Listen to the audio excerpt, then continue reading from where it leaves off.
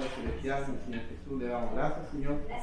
Gracias por permitirnos, Señor, estar reunidos una vez más, Señor, aprendiendo junto a nuestros hermanos, Señor. Prepara nuestra mente y nuestro corazón, Señor, que podamos, Señor, poder entender y comprender lo que usted, Señor, nos quiere decir, Padre Celestial. Ayúdenos porque solo no podemos, mi Señor Jesús.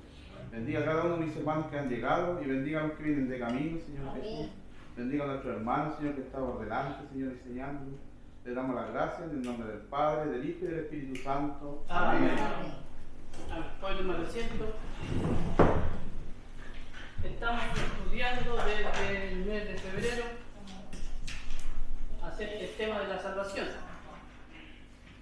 Como hemos dicho, es un tema muy grande, muy amplio, que no se va a poder estudiar a la cabalidad en un mes, en un semestre o en un año. Entonces tratar de enseñarlo en pocos estudios, consideramos todos los estudios que se hacen, igual tiene su dificultad. Nunca vamos a poder tocar todos los temas, nos gustaría, pero por cuestiones de tiempo uno no puede. Pero ya hemos visto algunas cosas que obviamente tratamos de ver las que son más no importantes, sino que más decidoras en cuanto a los temas doctrinales. Se vieron los primeros 3 puntos acerca de lo que Dios hace por nosotros a través de la justificación. Cuando Cristo murió ya por nosotros y nos justificó. Se ve también, se vio junto con nuestro hermano Pablo, él nos hizo esa clase, acerca de la santificación, cómo Dios nos ayuda a crecer en el caminar cristiano. Y también se vio la glorificación, lo que Dios va a hacer ya cuando termine nuestra etapa de salvación.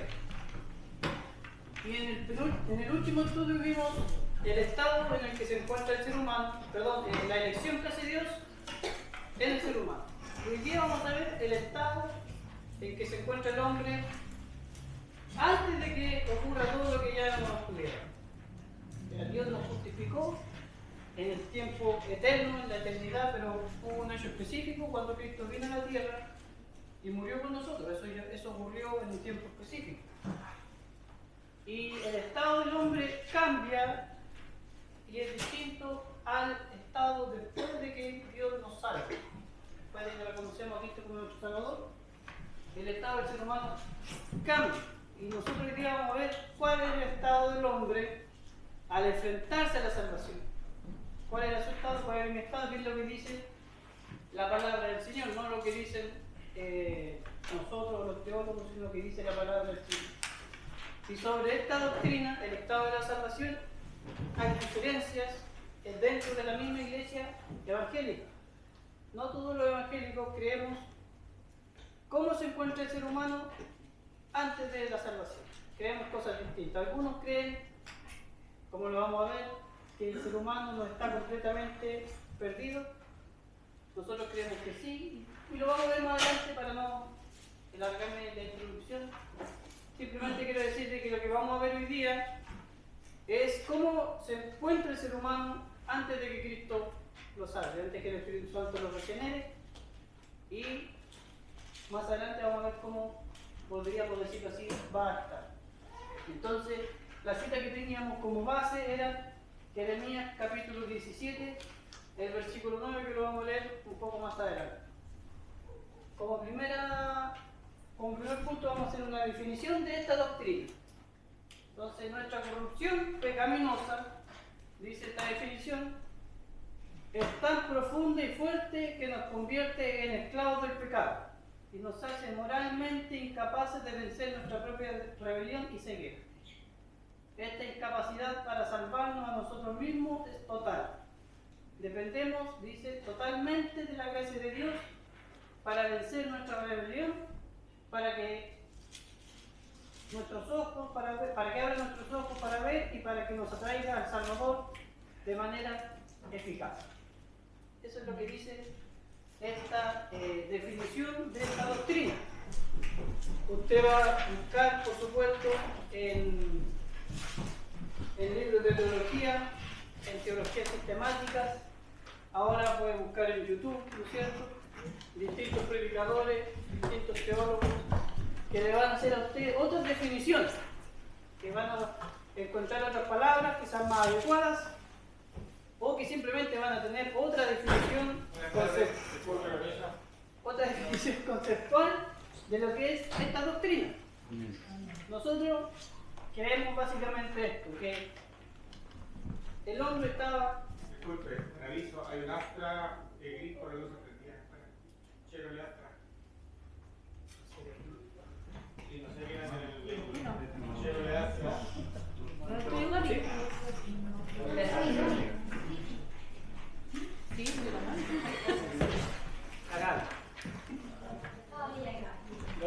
favor.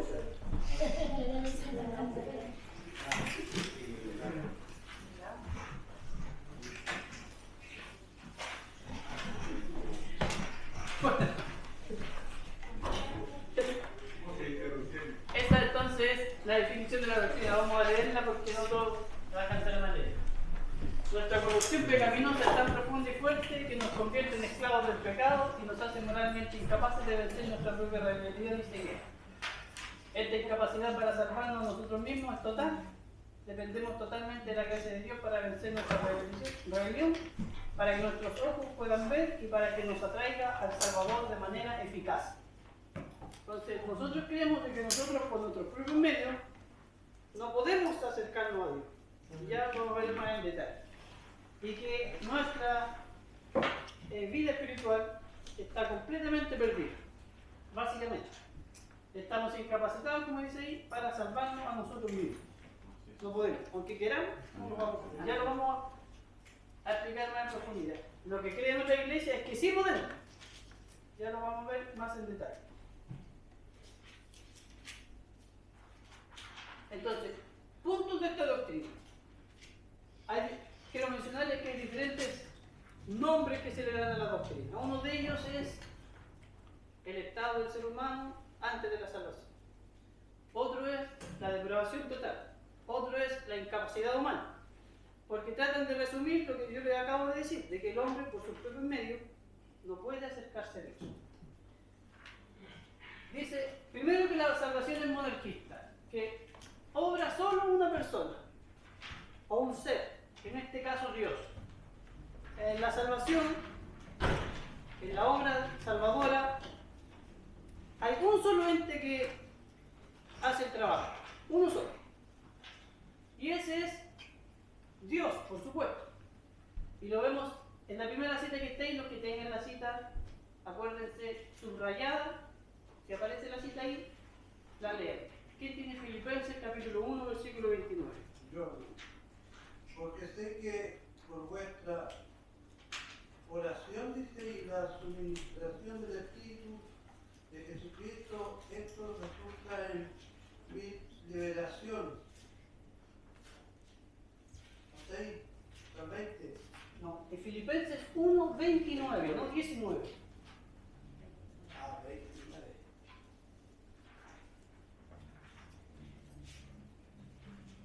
Filipenses 1, 29. Me equivoqué, hermano. 29. Sí. Amén. Porque a vosotros os he concedido a causa de Cristo, no solo que creáis en Él, sino también que padezcáis por Él. Amén. Entonces, Pablo, hablándole a la iglesia de Filipo, le dice que a los filipenses les era concedido dos cosas: el creer y el padecer. ¿Leyeron así?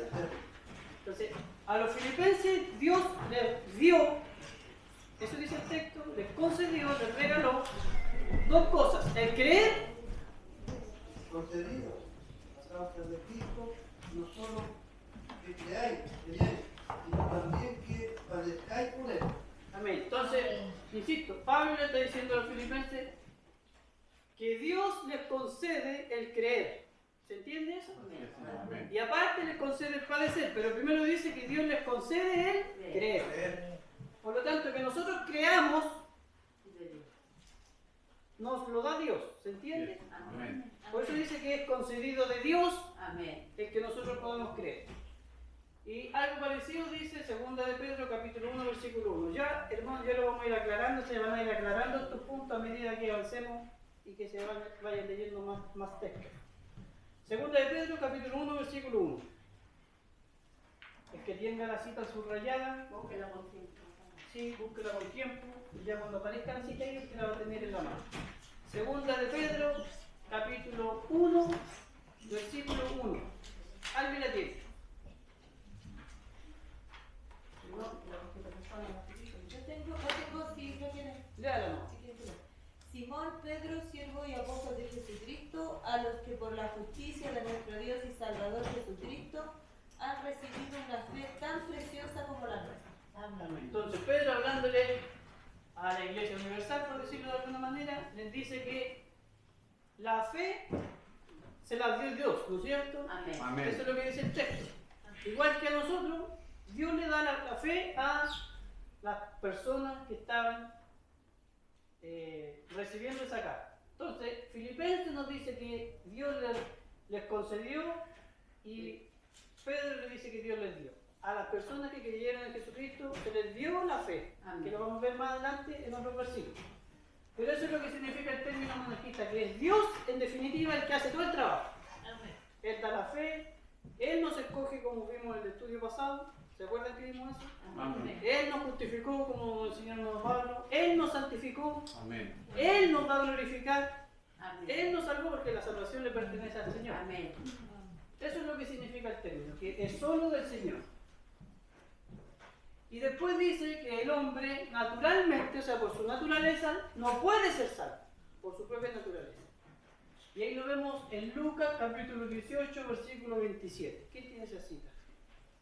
Hermano Pedro, ¿tiene hojita? ¿Tiene hojita? Sí, pero no es conocer. Ah, no, pero para entregar los Ah, no, te entregué todo. Lucas capítulo 18, versículo 27. La cita está toda subrayada. Amén. ¿Le digo yo? ¿Sí? Él les dijo, lo que es imposible para los hombres es posible para Dios. Ya, entonces llegan los discípulos para hacerle más entendible el texto acerca de una pregunta que le había hecho un joven, de quién podía acceder a la salvación, ¿no es cierto? Y Jesús los discípulos le preguntan a Jesús si es tan difícil, entre comillas, ser salvo, entonces ¿quién puede ser? Y Jesús les da esta frase y les dice, lo que es imposible para el hombre es posible para Dios, porque el hombre está imposibilitado de ser salvo. Amén. Amén. El hombre no puede ser salvo por sus propios medios, Amén. porque él es imposible. Ya vamos a ver por qué él es imposible, pero primero veamos que, como dice el texto, lo que es imposible para el hombre, Dios lo hace posible. Amén. Amén. Eso nos deja, lo vamos a ver más adelante, otras interrogantes, pero por el momento quiero que entendamos de que la fe se nos es dada a nosotros, porque Amén. nosotros no la tenemos por nuestros propios medios, y que estamos imposibilitados de alcanzar la salvación. Es lo que dice Lucas capítulo 18, versículo 27. La siguiente cita está en Romanos 7, del 15 al 19.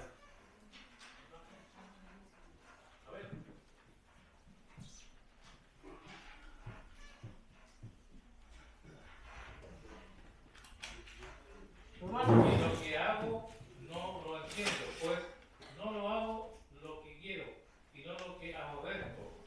Eso hago. Y si lo que no quiero, esto hago. Apruebo que la ley es buena, de manera que ya no soy yo quien aquello,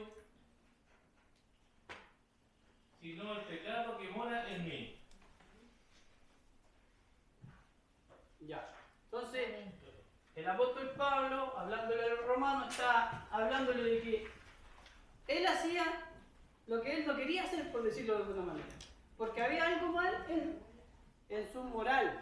Él quería moralmente hacer lo bueno, pero se encontraba haciendo lo malo, porque había una naturaleza mayor, que era la naturaleza de la ley y del pecado, que hacía que Pablo terminara pecando. O sea, el ser humano, lo que enseña esta doctrina, no puede no pecar, peca por naturaleza. ¿Se entiende? Sí, amén. Es lo que Pablo está tratando de decirle a los romanos. Queriendo ser el bien, me encuentro haciendo lo malo. Hago lo que yo no quiero hacer porque hay algo dentro de mí que me imposibilita hacer lo bueno, sino que termino haciendo lo malo. Y esto no lo dice Juan Pablo, lo dice el apóstol Pablo, que era un discípulo de Cristo extraordinariamente preparado, santo, ¿no es cierto?, delante del Señor, con credenciales extraordinarias para poder servirle al Señor. Se ve todo lo que hizo, todo su pecado. Entonces no es alguien que podamos decir, con razón este no puede hacer porque es malo. Si nosotros miramos la vida de Pablo después de su conversión, era una persona, entre comillas, buena, que hizo grandes cosas, predicó el Evangelio, le habló a los gentiles, fue ocupado por el Señor de una manera extraordinaria. Pero de todos modos, esa misma persona, extraordinaria como era, tenía esta ley que hacía que pecara. Aunque él no quisiera, hacía que pecara. Y el último punto, y importante también destacarlo, la doctrina no enseña de que el hombre no es potencialmente todo lo malo que puede ser.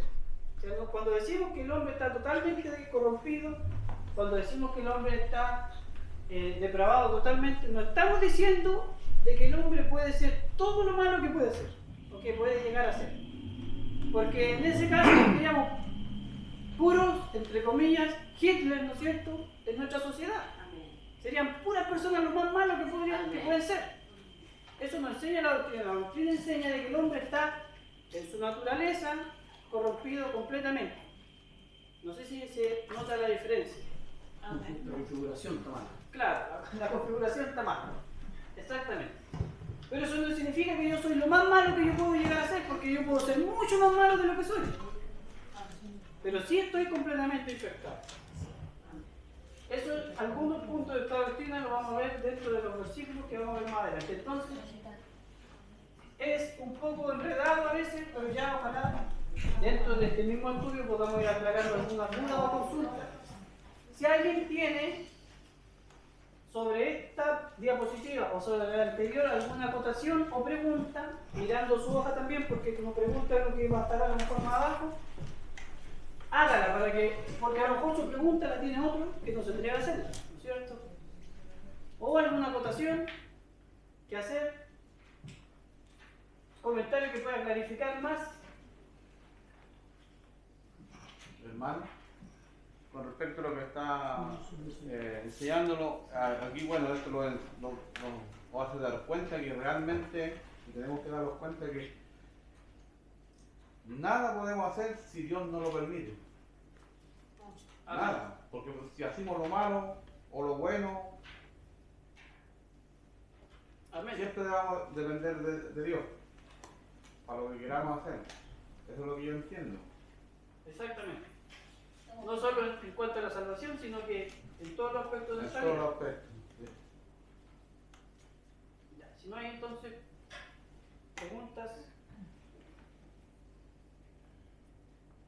vamos a ver entonces ejemplos del estado del ser humano. Uno de los ejemplos es que el hombre está perdido, ¿no es cierto? Amén. Lucas capítulo 19, versículo 10. Amén. Léala nomás. Porque el Hijo del Hombre ha venido a buscar y a salvar lo que se había perdido. Amén. Amén. ¿Quién se había perdido? El hombre, ¿no es cierto? No era Dios que estaba perdido. ¿No es cierto? ¿Se entiende la diferencia? Sí. Es el hombre el que está perdido. Entonces la Biblia constantemente nos enseña, si usted lo ve en su hoja, yo le puse algún ejemplo, era la oveja la que estaba perdida, no era el pastor. En las mismas parábolas que están esas tres juntas, era la moneda la perdida, no la dueña de casa. Era el hijo pródigo el perdido. Adán, después de que pecó, se escondió. ¿Quién lo salió a buscar? Dios. Dios, ¿no es cierto? Porque no es Dios el que está escondido, nosotros somos los que nos escondemos por nuestro pecado, nosotros somos los perdidos. Ese es un ejemplo del estado del ser humano, de una persona perdida. Ahora, que esté perdida, ojo por lo que voy a decir, ¿significa que esa misma persona no pueda encontrar el camino? Por ejemplo, yo viajo a la ciudad de Talca y tengo que ir donde mi hermana Joana. me bajo en el terminal, tomo un micro y la micro me lleva para otro sector y me pierdo en la ciudad. ¿Significa eso de que yo no puedo llegar a la casa de mi hermano? No, ¿verdad? Pero sí es un ejemplo de cómo está el ser humano, perdido. ¿Cierto? ¿Se entiende la diferencia? También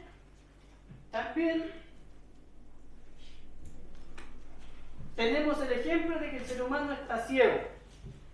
Segunda de Corintios, capítulo 4, versículo 4. El Dios de este mundo ha cerrado la mente de los incrédulos, para que no vean la luz del glorioso Evangelio de Cristo, el cual es la imagen de Dios. Amén. Entonces nosotros tenemos nuestro entendimiento, nuestra mente ciega, tapada por algo. ¿No es cierto? Eso es lo que dice el texto de nuestra hermana Gabriela, segunda de Corintios, capítulo 4, versículo 4, si usted también lo puede leer. Y lo vamos a ver dentro de la palabra del Señor. Ejemplo, como Dios sana a los ciegos, dándole vista espiritual, no solo vista física. Jesús va a sanar a un ciego y le da vista, aparte de la vista física, le da una vista espiritual, porque el hombre sin Cristo está ciego. Es otro ejemplo. Son ejemplos que yo estoy tratando de mostrar. ¿Por qué quiero decir esto? Porque la Biblia muestra de distintas maneras cómo es el estado del ser humano antes de la salvación. Una es que está perdida, otro es que está ciego, pero estas conclusiones hasta el momento no son concluyentes para decir que el ser humano no puede, porque los mismos hermanos que creen que el ser humano puede, se toman de estos versículos para aclararlo y decir, aunque usted esté perdido, puede encontrar al Señor, porque está simplemente perdido. Lo mismo que ciego y los mismos ejemplos que vamos a ver. Pero ya tenemos otro ejemplo, o sea, estamos perdidos, estamos ciegos, pero aquí ya se empieza a poner más, ¿cómo decirlo? Más profundo, pero es más clarificador el estado del ser humano cuando dice que el ser humano está incapacitado. Y ahí lo vemos en Juan capítulo 6, versículo 65. ¿Quién tiene esa cita? Y dijo, por eso os he dicho, que ninguno puede venir a mí si no le fuere dado del Padre. Amén. Jesús, hablando otra vez a sus discípulos, le dice dos palabras importantes. Ninguno, esa es la primera. Ningún ser humano, no le está diciendo solo a los discípulos, le está diciendo a todas las personas. Amén. Ningún ser humano, ninguno puede. Aunque quiera, no va a poder. Eso dice el texto, lo dice clarito, no lo estoy inventando.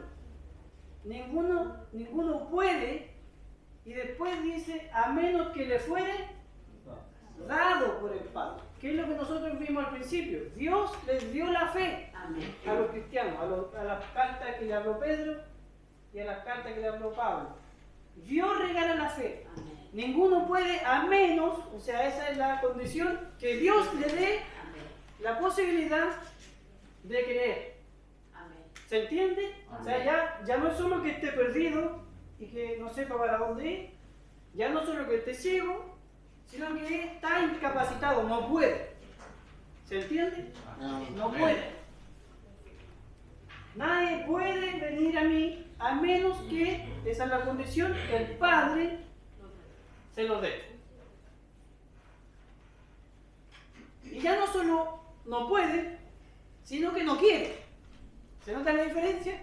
Porque una cosa es que yo trate de buscar a Dios y de llegar a Dios, pero la Biblia no enseña eso.